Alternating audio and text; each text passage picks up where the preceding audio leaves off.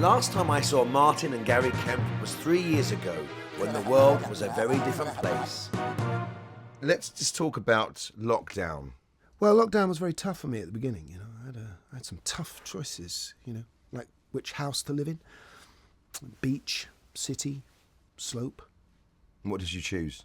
Well, I chose the slope.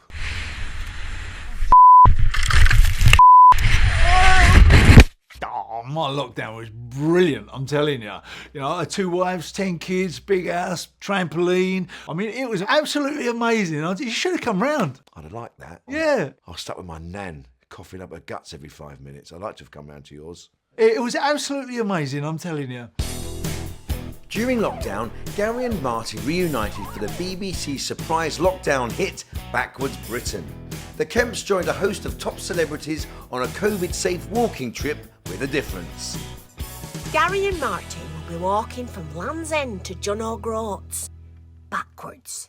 Walking backwards might seem crazy, but the health benefits are mind-blowing. Yeah, you burn more calories than walking forwards. You know, it's good for your posture. It's great for your mind too.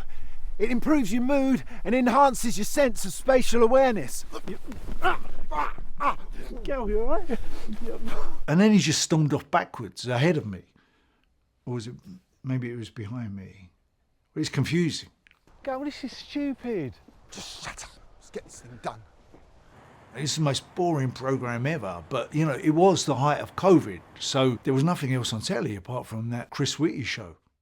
Earlier this year, Martin released his whinge memoir, Afterthought. For some reason, it really pissed Gary off. I mean, I guess he just didn't like the truth. Of all the books about brothers at war released in 2023, Afterthought was definitely the most sensational and took the world by storm. And Martin made matters worse when he appeared on the Tom Bradbury interviews. How do you justify the level of disclosure that is in this book? Fuck 'em.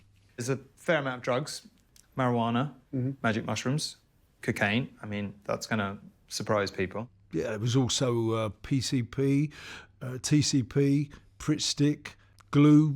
Basically, it was anything from the stationery cupboard. You know, you put it up your nose and you hope for the best.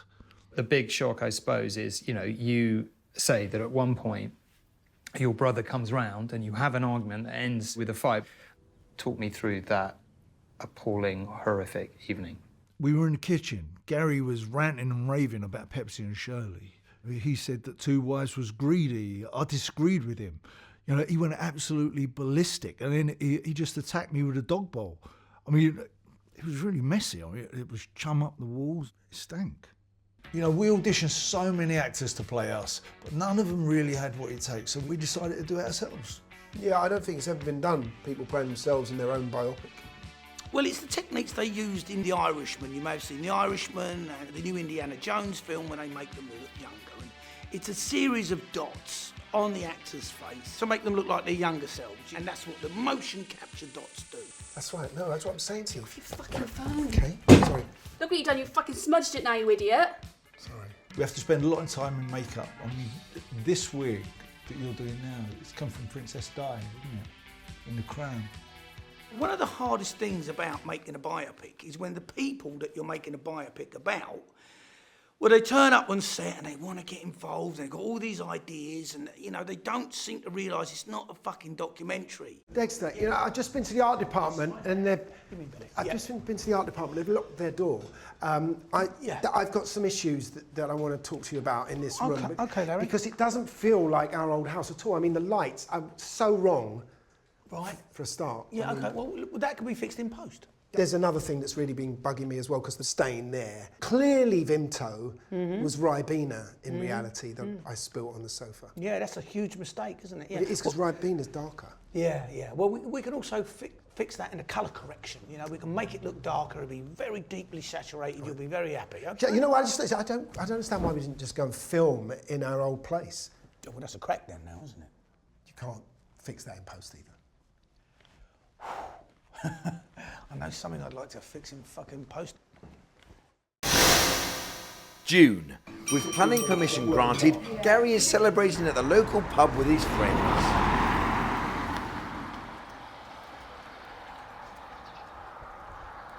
Meanwhile, in London, Martin and Shelley were briefly reunited for a contractually obliged appearance on The Masked Voice. I got chills, they're multiplying, and I'm losing control. Cause the power you're supplying, it's electrifying. You're the one that I want. I need the one that I want. The one I need. Oh yes, Who is it? it's Martin and Shelley. What made you go through the turmoil of singing with your soon-to-be ex-wife? Simple, for the money. What was it like pretending to be in love with each other? It was a nightmare. This is legendary Manchester music producer Luke Dunmore. Luke engineered 5 of Spandau Ballet's most famous albums here at Metropolis Studios. Tell us about working with Spandau Ballet. You know, I've worked with Spandau for 7 albums and, you know, seen them go from no marks to megastars. And I have to say this for them, you know, they've never changed, you know, still a bunch of cunts. And how would you describe the band? Have you ever seen Dad's Army? No. Well, that analogy's not going to work then, is it? Is that the one in the holiday camp? No, that's IDI, isn't it? Is it the French one, Good Morning? Oh, yeah, hello, hello. Yeah, is it that one?